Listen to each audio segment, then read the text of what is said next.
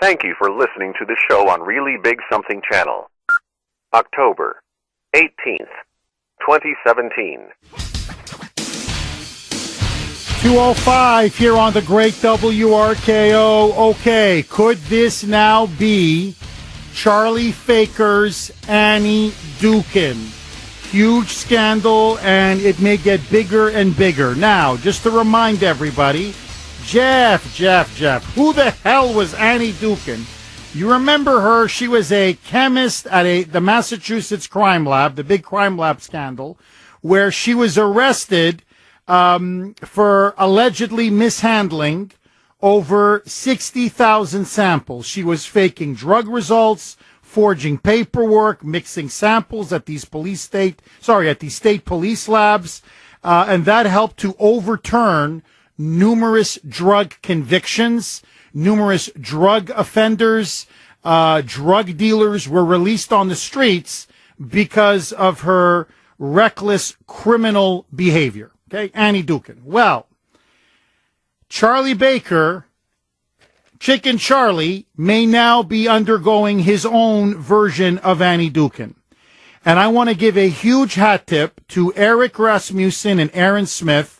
We wanted them on the show today. They just couldn't make it. Phenomenal reporters at 25, Channel Fox 25. They were the ones who broke this story wide open. Honestly, they're one of the few really good investigative reporters in this city. Well, according now to Eric Rasmussen and Aaron Smith, here is Eric Rasmussen and Aaron Smith. According to Eric and Aaron, here is exactly what they have now broken. The Baker administration yesterday was forced to fire the state's breathalyzer boss. Now, you're going to say, Jeff, why did the person overseeing the state's breathalyzers have to be fired? Melissa O'Mara was fired from her position as the head of the Office of Alcohol Testing. Why? Because Eric Rasmussen, last week, along with Aaron Smith, was pressing the Baker administration to give them answers about why this investigation, and had been going on for a long time, into inaccurate and faulty breathalyzer tests for suspected drunken drivers. They had been delaying it. And so because of the pressure of Eric Rasmussen and Aaron Smith, they eventually had to reveal the report. And what the report revealed was that the head of the Office of Alcohol Testing, i.e. Melissa O'Mara, failed to report, listen to this, for years to both prosecutors and defense attorneys that many of the breathalyzer tests over that several-year period from 2013 to 2015 had been faulty. They were using faulty breathalyzers, and that the tests, many of them, were invalid. And according to the 126-page report, which it looks like they tried to bury, had it not been for this dogged investigative reporting, according to this 126-page report, she knew about it and not only tried to cover it up to save her rear end, she deliberately withheld this kind of damaging information from countless defense attorneys and countless prosecutors.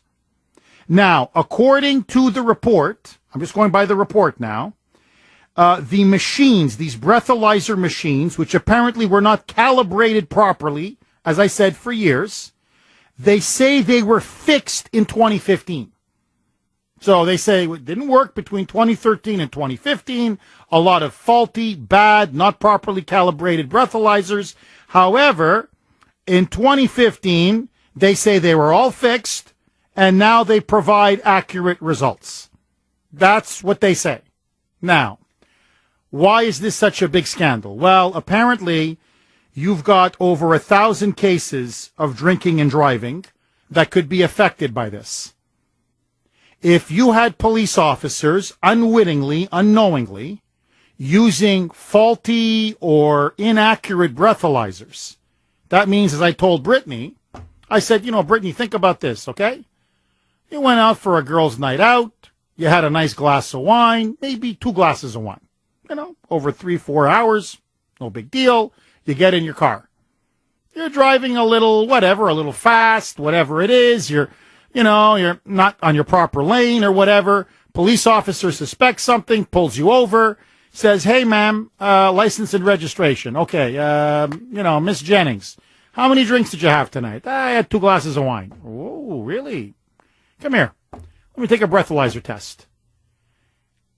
And suddenly it shows you didn't have 2 glasses of wine, you had 5-6 glasses of wine. Boom. Now you've got potentially all kinds of cases where people could have mistakenly either gone to jail, either had their licenses suspended or revoked because they claimed, or at least the breathalyzers claimed, that they were over the limit. When in reality, they may have just had 1 beer or 1 glass of wine or whatever, and they weren't over the limit. So you're now looking at least over 1,000 cases that now the judiciary is going to have to review again. Many of these cases could potentially be overturned or reversed because of this, and the damage goes on and spreads. Now, furthermore, they claim that the breathalyzer machines have been fixed. Should we take them at their word? Because if they were covering them up for years, why aren't they potentially? If this Melissa O'Mara was willing to cover this up for years, maybe she claimed they were fixed and tries to continue to cover this up. So they got caught with their hands in the cookie jar. They tried to cover it up. Because of these dogged 2 reporters, the truth finally got out there. He then had to respond by firing the head of the Office of Alcohol Testing, this Melissa O'Mara. Well, let me tell you right now, I think it goes much deeper than Melissa O'Mara, because no one's going to tell me that only one person knew and nobody else knew. I think that entire Office of Alcohol Testing needs to be completely cleaned out. I think they need to look at her surrogates, people who worked under her. And to me, this boggles my mind. Your police officers are using bad breathalyzer machines, that many of the results are potentially faulty. They're potentially invalid. They're skewed. People could be going to jail. People could have their lives ruined. People could lose their license. And you cover it up? And not only do you cover it up, but you deliberately withhold this information from either defense lawyers or the prosecutors in the case? And I'm not saying you did it once or twice for whatever reason and then tried to quickly fix the situation because you want to keep your job. She did this, allegedly, according to the report, for almost 3 years. This thing went on for years. Now, let me tell you what nobody else has the guts to say. If I'm not here to tell the truth, what's the point of me being behind the microphone? This is what happens when you keep hiring hacks. This is what happens when you have a state government and a political system like we have here in the People's Republic of Massachusetts, and it doesn't matter if it's mini-me, Deval Patrick, whether it's the Democrats or in this case, Chicken Charlie Faker, a Republican. It's all based on hackorama. Literally. So you've got people in all kinds of positions of power and influence who aren't there because they're the best person for the job, because they're really qualified to be there. Try it. That's what I would say to all the libs and the rhinos in this state. Meritocracy. Try it. You may like it. Look, seriously, revolutionary proposal. Hey, you mean we don't just give jobs to our friends and uncles and aunts and nieces and nephews and cronies and political donors and activists? And you mean, hold on, we take all the resumes and we look at their education, we look at their qualifications, we look at their experience, we look at their expertise, and then, hold on, we interview them, top 3 or 4 candidates. You interview them in person, see how they are, look at their social skills, etc., get a sense of them. And then you hire what? The best person for the job? No. How does that how does that work? That can't possibly work. I mean, try it. You may like it. This is the problem. I said this to Brittany a couple days ago. Okay, we're battling traffic. I'm calling her on the phone. She's trying to get in. I'm trying to get in. Traffic, congestion. And I'm just saying, the traffic, I can't believe how bad the traffic situation is in Boston. It's really atrocious. I said, but I got to tell you, that's not what really, when people ask me, what's like, Jeff, you've been here now 5 years. What's life like in Boston, Massachusetts, New England? I'll say, I got to tell you the truth. It's a beautiful state. Very nice people. They're a little gruff on the outside, but really, deep down, many of them have a good heart. That's not what shocks me about Massachusetts. It's not the traffic. It's not the congestion. It's not, how liberal the state is. What shocks me is this, is how utterly corrupt the state is. Because I'll tell you the truth, when you think New England, especially as an American history professor, as I was before, you think the Puritans. You think old Yankees. You think old Yankee stock. You think, the abolitionist movement was strong here. The push for clean government, honest government. That's what you honestly think in terms of the reputation. And it's not just that there is so much corruption in this state. The hacks in this state. The cronyism in this state. The misuse of money and taxpayer dollars and funds. It's that the people, for the most part, don't care. I said, that's what I go, this is what I find. Look, there's corruption in Toronto. There's corruption in Atlanta. There's corruption in, Dallas. But when people find out about it, they change. They vote the mayor out. They vote city councilors out. They call. They protest. In other words, eventually they get the corrupt people out. There's a change. I said here, they just don't care. Like, they don't care if these construction projects go on forever. Don't lose the job. It just goes on. 2 years, 3 years, 4 years, 5 years, 6 years. They don't care. Nearly $700,000 we have to pay to maintain each mile in Massachusetts. They don't care. They don't care that the probation department is literally full of nephews, nieces, uncles, aunts. They don't care. They don't care that the House Speaker, Porky Pig Bob DeLeo, is an unindicted co-conspirator and who should be in jail. They don't care. Like, literally, they just don't care. DCF, babies and children are dying left, right, and center. They don't care. So, breathalyzers don't work. Breathalyzing machines are faulty. They know the machines are faulty. They know they're giving faulty or skewed results. You've got people now who potentially could lose everything. A DUI is potentially very serious. Maybe even losing your license. Maybe, God forbid, going to jail. They don't care. They just don't care. When they cover it up, it doesn't matter. And then they fire them after they tried to suppress the report.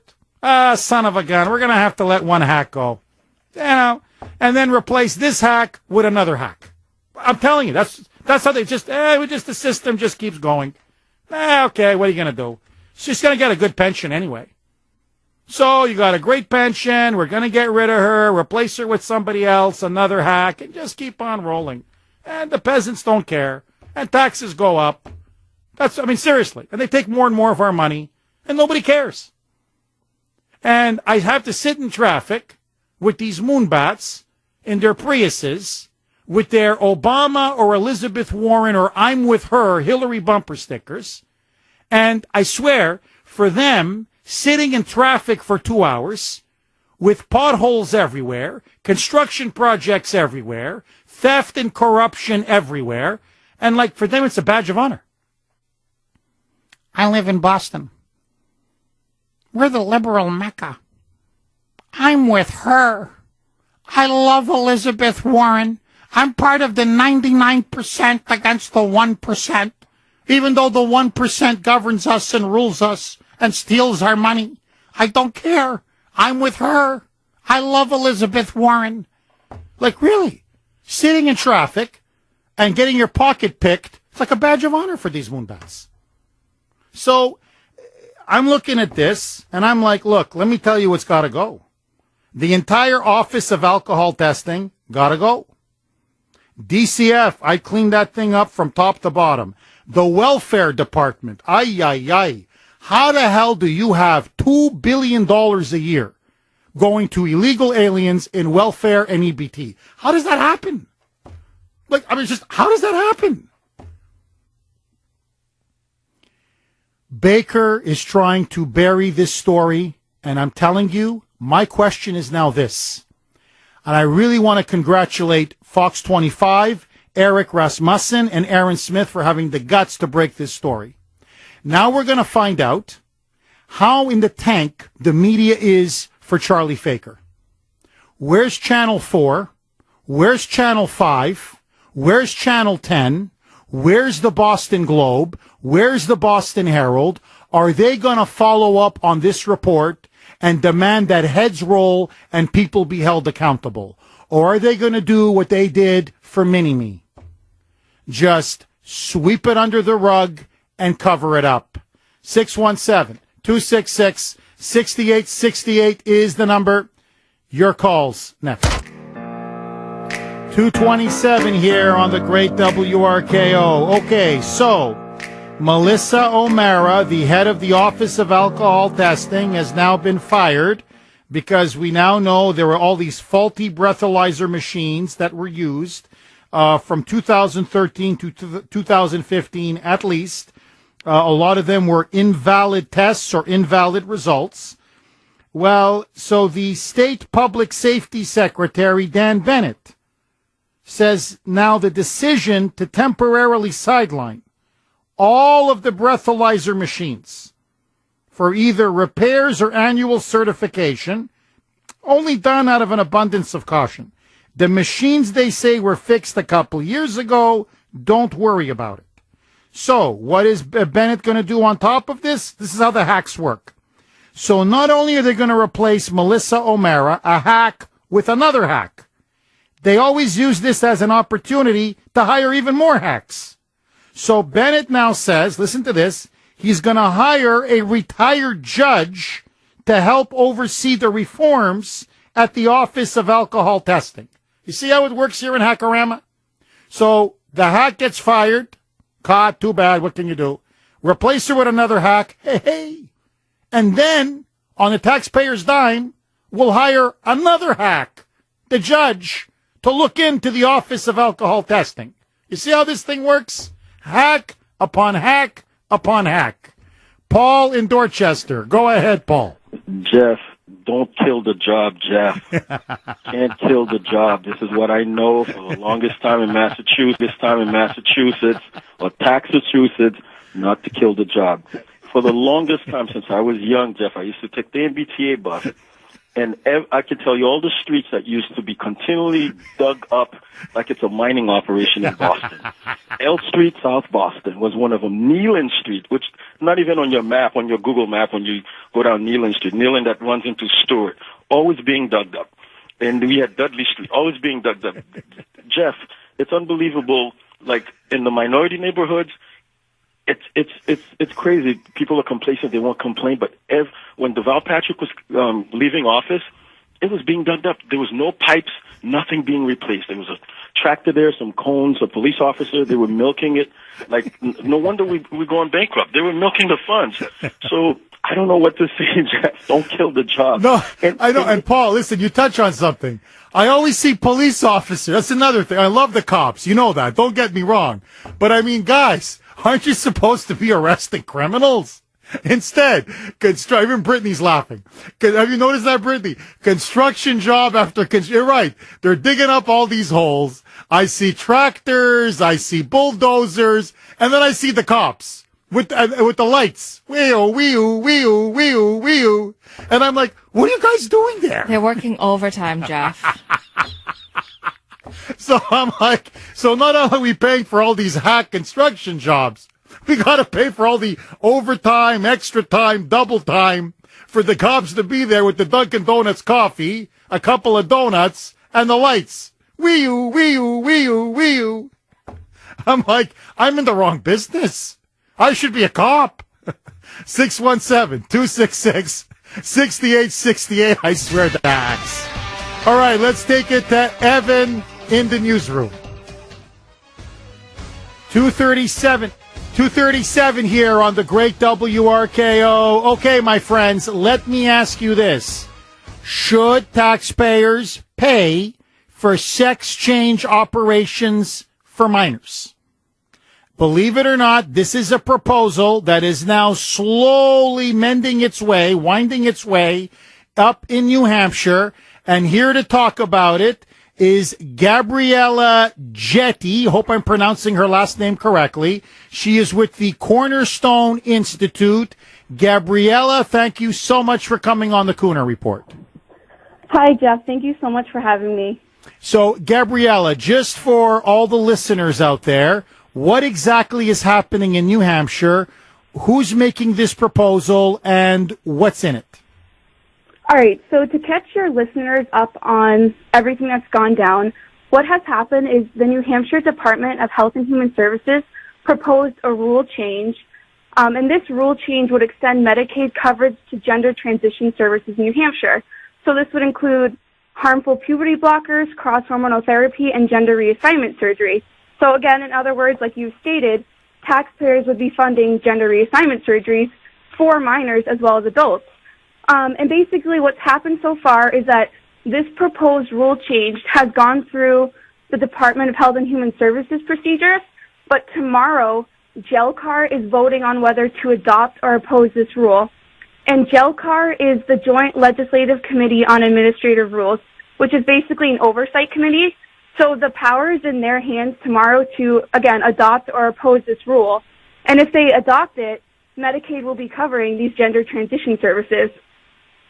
So, wow. So what you're telling me, Gabriella, is this.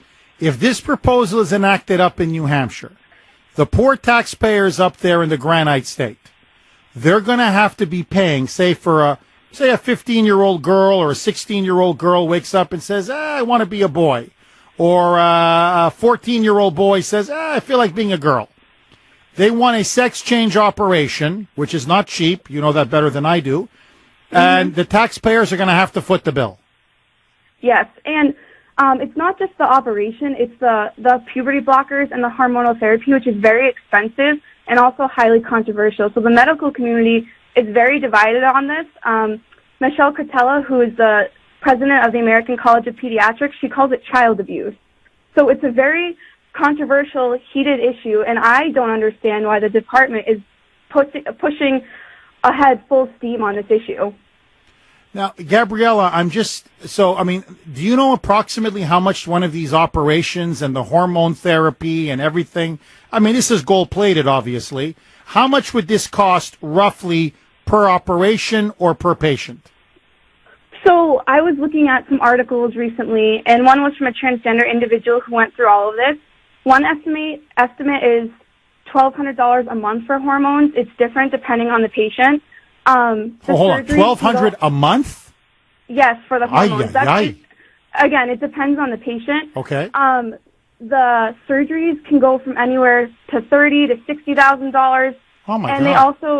There's also more surgeries like a facial feminization surgery, which can cost, again, $60,000. So it's not just one and done surgery There's many other surgeries that go along with it. Okay, sorry, so it's Gabriella. Very expensive. I'm not transgendered. I'm not into like sex change operations and plastic surgery and that sort of thing.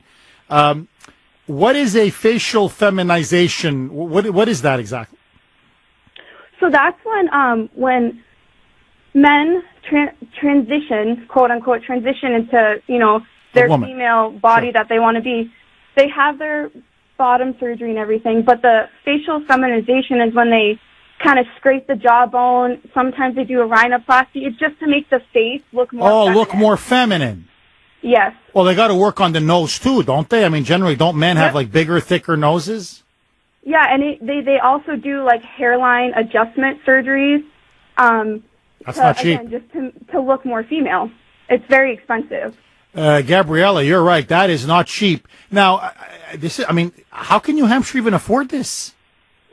It's beyond me, Jeff. And the issue that the Department of Health and Human Services put out, the rule change, it's very vague too. So we don't know. Where are they gonna draw the line on this? Will they be paying for facial feminization surgeries? Is it just going to be, the initial transition surgery? We don't know, but it's very expensive. Gabriella, obviously I think this whole proposal is crazy. I think it's an assault on taxpayers. I do think it's child abuse for going with minors in particular. But let me just play devil's advocate with you for a second. What the liberals will argue, which is, look, transgenderism now is a right.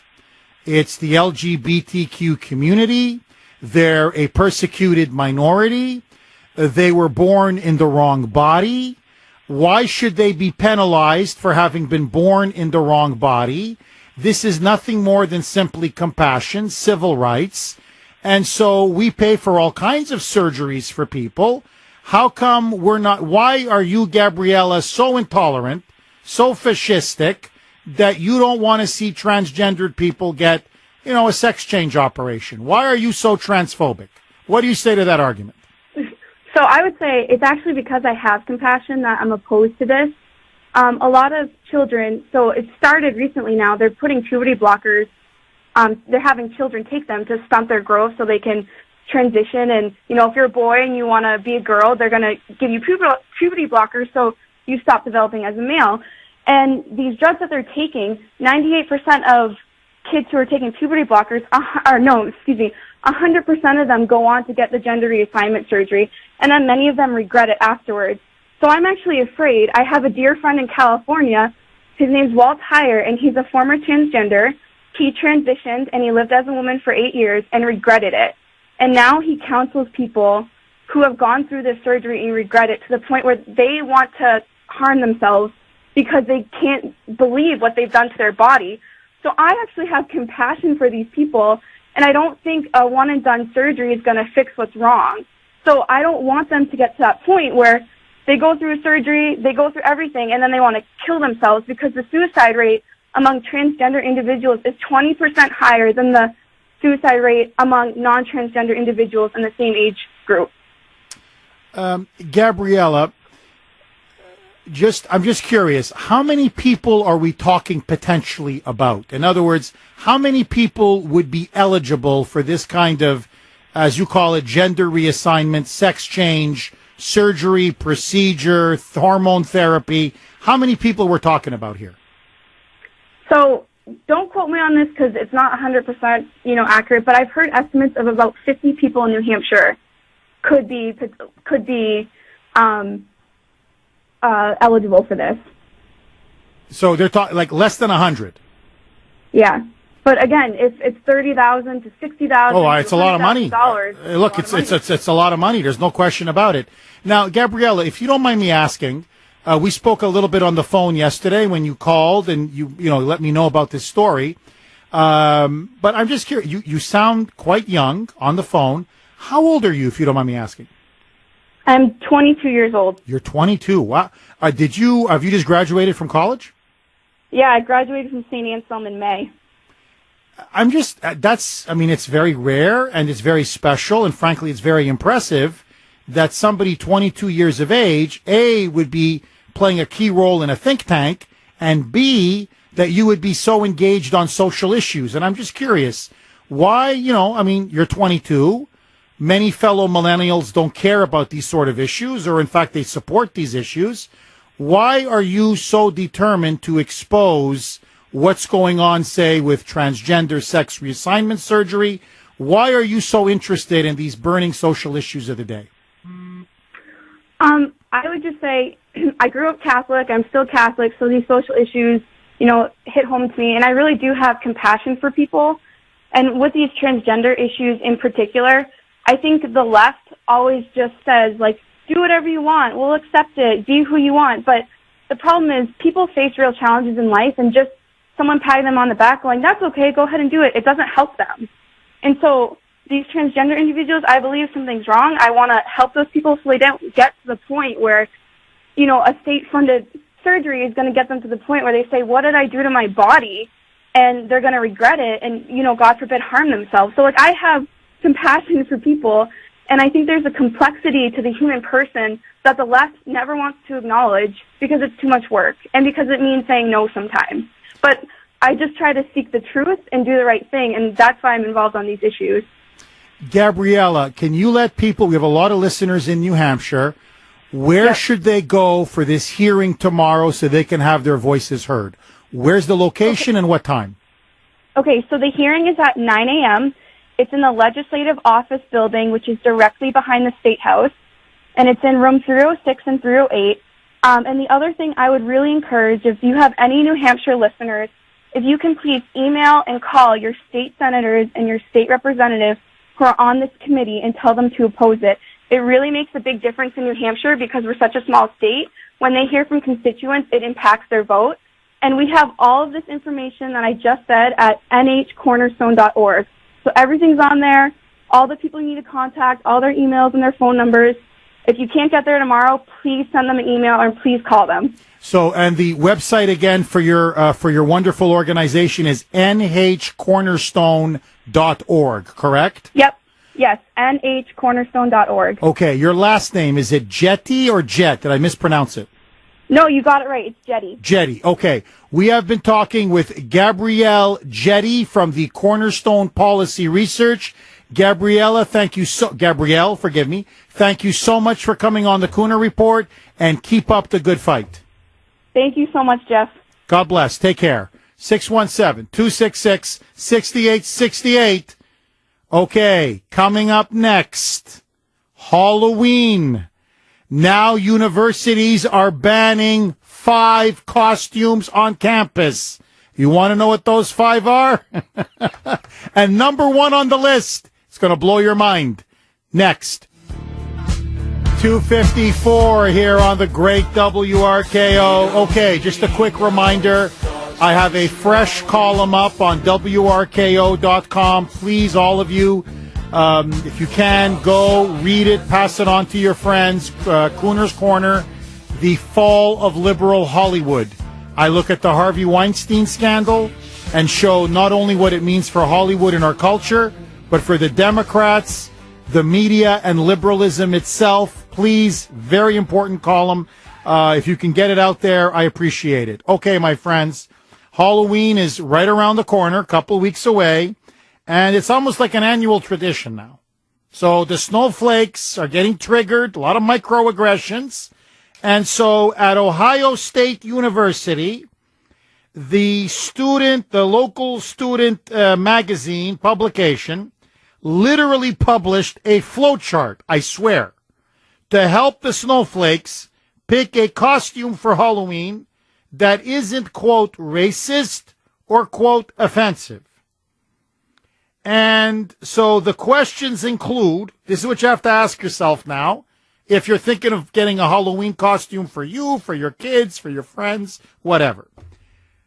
Question number 1. Does it humanize inhumane people? Does your costume include traditional headwear from other cultures? That's a big no. Pocahontas, that's a big no-no. Listen to this. Does it make fun of Donald Trump? If it does, that's okay. They want you to make fun of Donald Trump. Does it require blackface, milk, or a swastika? Does it poke fun at a recent national or international tragedy? And I swear, one of the questions, I swear, are you white? Because if you're white, you better be very careful. Very, very careful. Now, according to Business Insider, I swear to you, they have now listed 14 costumes that you definitely should not wear this year. And in particular, they list the top 5. They say if you wear these 5 costumes, you could trigger somebody, especially on campus, and they'll beat you up or punch you in the face. So if you don't want to get punched in the nose or beaten up by Antifa or Black Lives Matter or some millennial snowflake, do not wear these 5 costumes. So, costume number 5. Apparently, I don't know what it is with the homeless this year, but a hobo costume. They say that this could trigger outrage, emotional meltdowns, and even fisticuffs. So on Halloween, if you're caught wearing a hobo costume, they say don't do it because you're going to get punched in the face. So they say you wouldn't make fun of a homeless person on the street. Homelessness is a serious issue. Don't wear a hobo costume. Number 4. Apparently a men's Arab chic costume. No. They say this costume, quote, draws on false stereotypes of Middle Eastern culture. So they say it's harmful to reinforce negative or misconceived notions about a region, religion, or group of people. However, on Arab TV, I swear to you, the actual picture they used of this guy in an Arab chic costume is literally from Arab TV. And Arab TV has no problem with men dressing up as an Arab sheik on Halloween. So you see, the Arabs in the Middle East don't have a problem. But the moonbats on campuses, they have a problem. You get it? Okay. Number 3, you knew this was coming. You knew it was coming. Elizabeth Warren, the chief, native princess costume. Absolutely not. No, it's wrong to culturally appropriate from so-called indigenous cultures. So no headdresses, no Indian outfit, you don't even look for it. Number 2, runner-up, I had no idea, an inflatable fat ballerina. I didn't know there were even these costumes, but it's a ballerina costume, but you pump air into it, and that makes you look very big, very fat. They said that's body shaming. Don't do it. Drum roll, please, Brittany. It's okay, Brittany, I'll do it. Number 1, a costume literally with a wall. It's like a brick wall costume, and it just says the wall. And they say that, of course, that means you support Trump's build the wall. The problem is, here's the kicker. They're wearing the costume not because of Trump's wall. I swear, they love Pink Floyd and the album The Wall. It has nothing to do with Trump. They love the song and the album, and they're commemorating Pink Floyd. But it doesn't matter. Don't wear the costume that says The Wall. That's what I'm getting for Halloween this year. Bye-bye. The voice of Boston is you. 680 WRKO Boston, 93.7 WEEI HD2 Lawrence, Boston. It's 3 o'clock.